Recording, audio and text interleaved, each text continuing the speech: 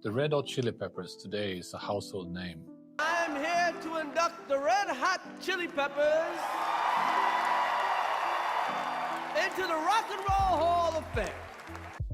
In 1991, they recorded Blood Sugar Sex Magik, which is their 5th studio album, together with Rick Rubin, who is a producer.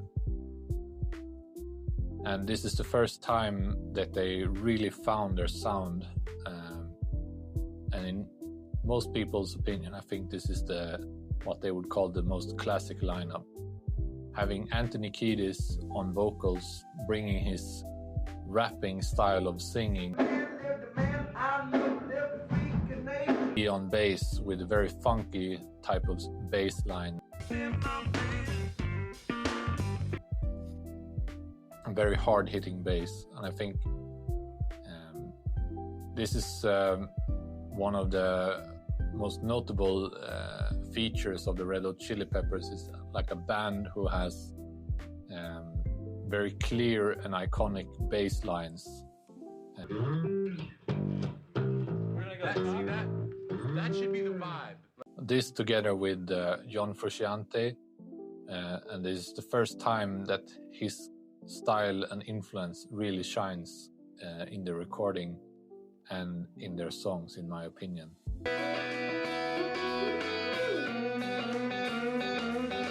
Chad Smith on drums is really laying some iconic and powerful drumming.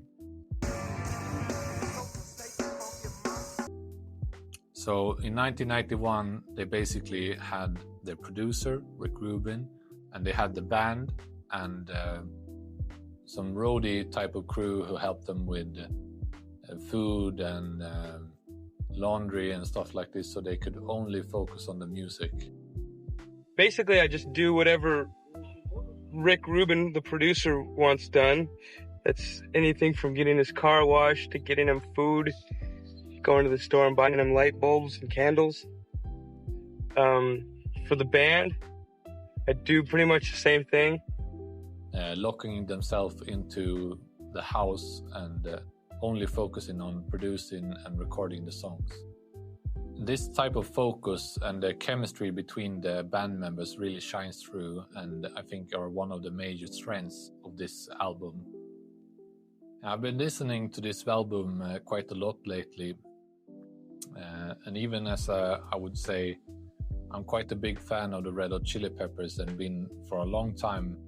I was not so familiar with this album, even though I heard the song Under the Bridge many times, which is their 5th most famous song if you go to the Spotify top 10 list of the band.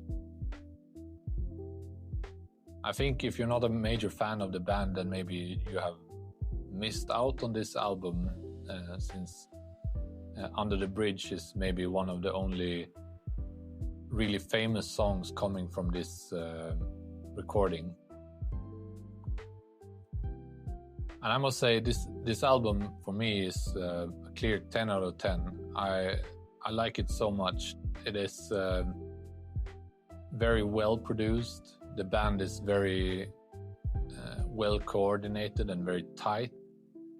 They have combined songs like Give It Away and Suck My Kiss, who is very energetic, funky and explosive, combining these songs with more vulnerable and slow songs that are not typically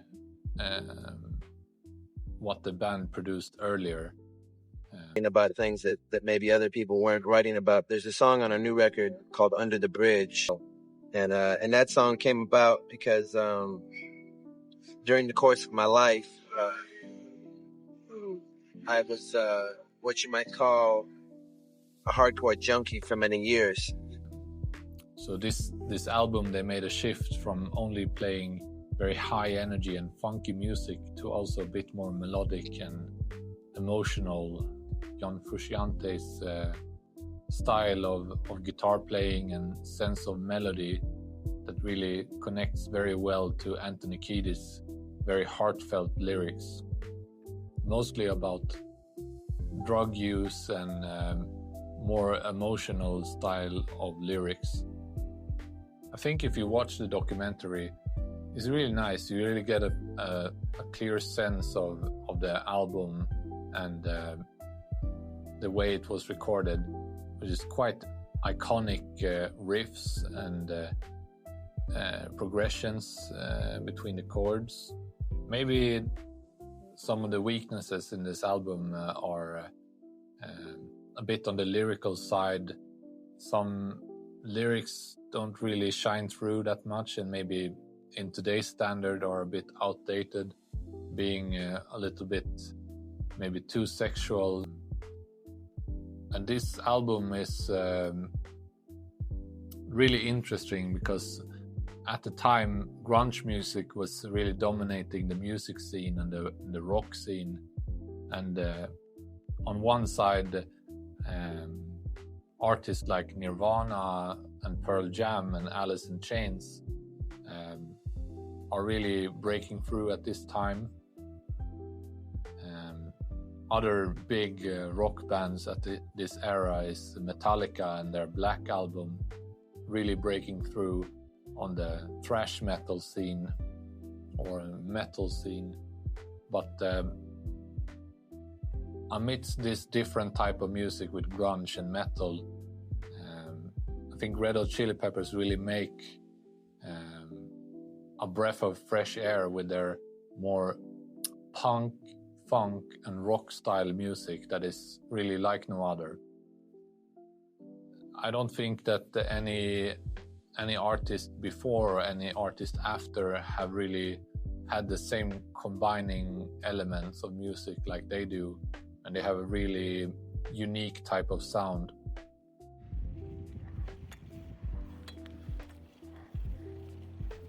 Rick Rubin were sitting talking to Anthony Kiedis and asking what type of lyrics he has written in the past time, and they were flipping through the notes of his notebook, and all the way in the back there's more of a poem style of music that Anthony Kiedis is very hesitant to and reluctant to share with the others, thinking that it's not really a Red Hot Chili Peppers type of song, is more personal and more emotional story about his addiction and drug use, where he were sitting under a bridge and doing heroin.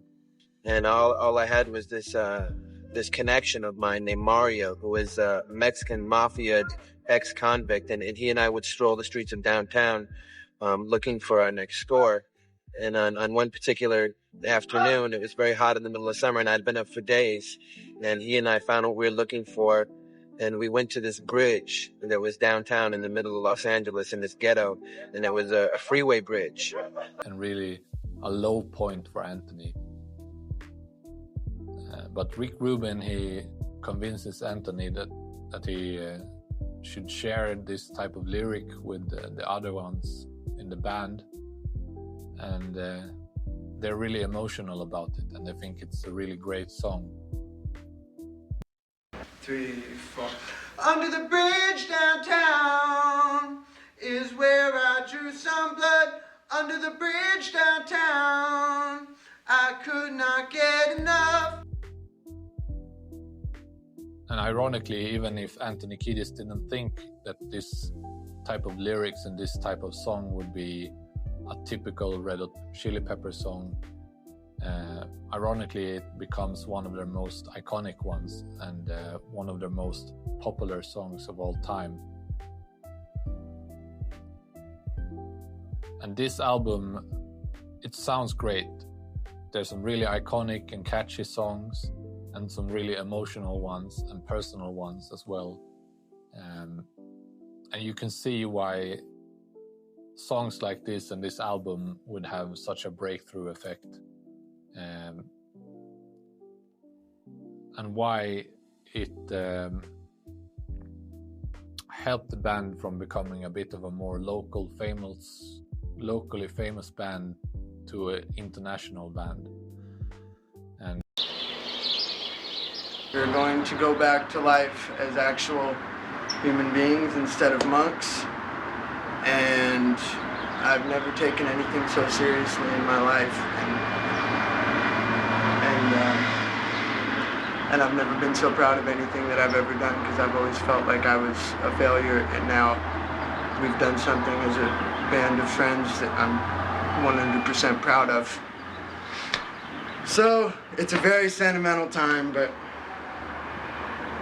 try to be strong and just get my shit together.